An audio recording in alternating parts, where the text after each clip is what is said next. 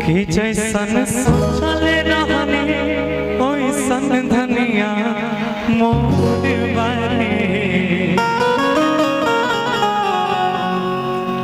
ये स्पेशली आप हमारे तमाम चाहने वाले भाइयों की तरफ से कि सांवर न गोर बारे हो। आइएगा म्यूजिक से जाइए।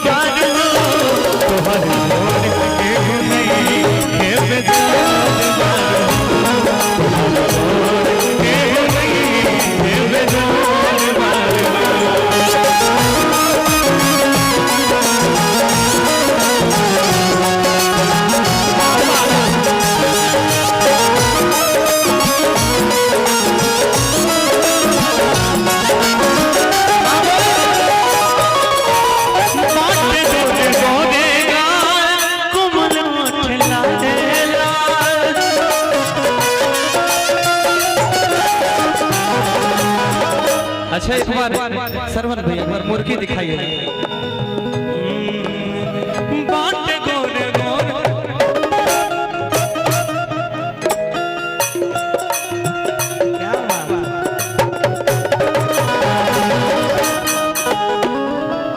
देखिए डांस देखे होंगे आप लोग बहुत, ब्रेक डांस नहीं देखे होंगे। गाड़ी में ब्रेक होता है लेकिन डांस में भी ब्रेक होता है। कैसे एक एक करके अच्छा लगता तो जोरदार ताली बजाइए सब सबको ना। कहा भाई 1 2 3 4 बाटे गोरे गोरे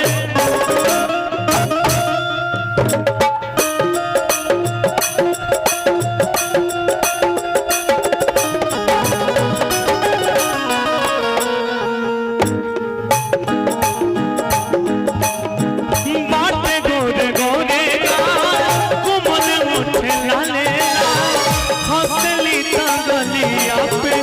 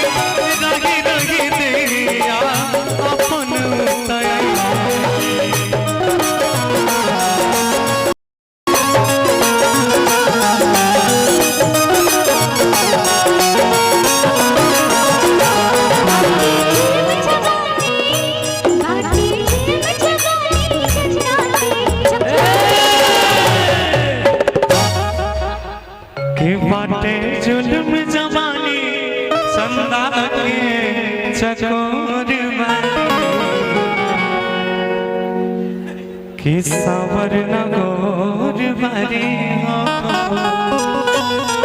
आएगा कि जैसन सचले रहनी वैसन धनिया मोर बारी सावर नगोर भरी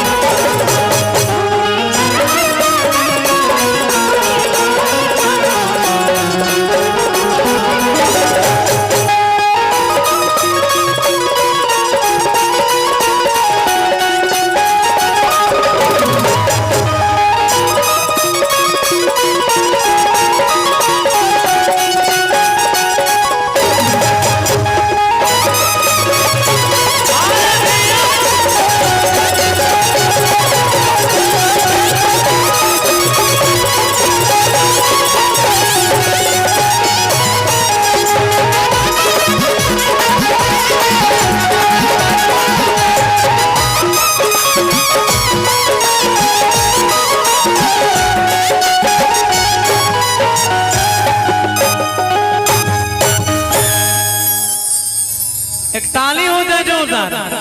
अच्छा ले